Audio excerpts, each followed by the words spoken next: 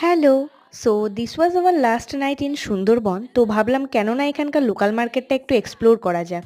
তাই রেডি হয়ে রাতের বেলা আমি আর বাপি বেরিয়ে পড়েছি।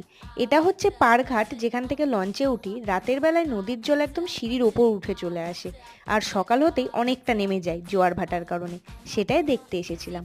তারপর আসি মেন মার্কেটের ভেতরে। কোথাও ঘুরতে গেলে হোটেলের সামনে সব রকমেরই দোকান আমরা দেখে থাকি, সেরকম এখানেও সব রকমেরই দোকান ছিল কেনাকাটা করার জন্য।